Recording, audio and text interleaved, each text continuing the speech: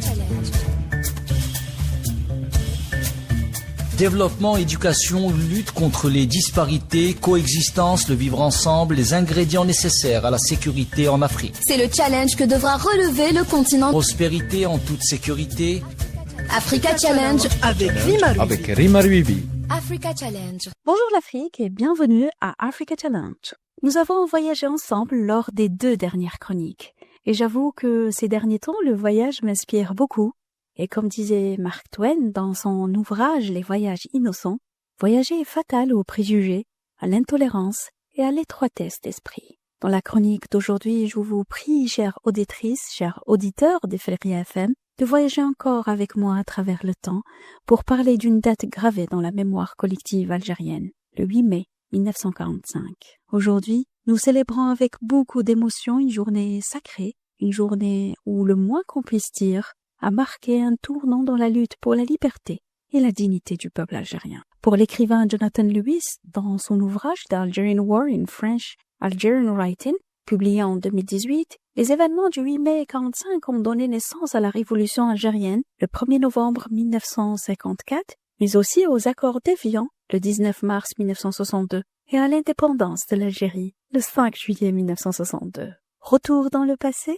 Le 8 mai 1945, alors que l'Europe fêtait sa victoire contre l'Allemagne nazie, l'Algérie, sous le joug colonial français depuis plus d'un siècle, espérait un vent de changement. La France a obligé des milliers d'Algériens, de jeunes Algériens, à se retrouver au front pour libérer l'Europe et libérer la France. Ils vont libérer Marseille, ils vont aller jusqu'à Berlin. La victoire de la France contre le nazisme est en grande partie grâce aux Algériens. Notre voyage historique nous amène à 3 villes algériennes, Sétif, Guelma et Kharata, où des manifestations pacifiques sont organisées.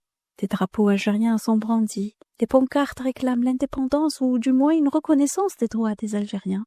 Mais ce qui devait être une célébration de la paix tourne au drame. Et les promesses de la France d'offrir l'égalité et la justice aux Algériens s'avèrent un simple mirage. Les forces coloniales françaises craignant un soulèvement répondent par une répression brutale. À Sétif, le meurtre du jeune Saal Bouzid, porteur de drapeau, déclenche une spirale de violence. La répression s'étend, villages bombardés, exécutions sommaires, arrestations massives, les massacres font des milliers de morts.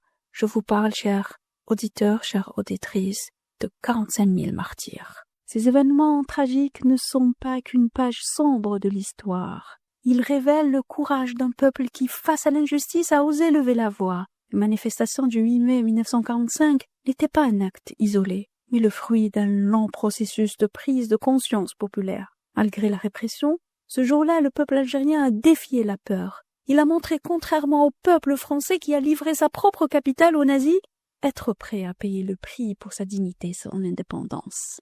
Les défis relevés par les Algériens après le 8 mai 1945 sont immenses. Ces massacres, loin de briser leur détermination, deviennent un catalyseur. Ils réveillent les consciences, unissent les différentes franges de la société, citadins, ruraux, intellectuels, ouvriers, étudiants, autour d'un seul objectif, commun, l'indépendance de l'Algérie. Les années qui suivent voient l'émergence du FLN et la naissance de la révolution algérienne, le 1er novembre 1954.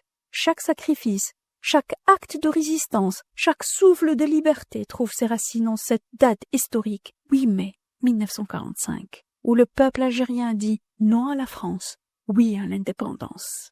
Aujourd'hui, le 8 mai 1945 reste un symbole.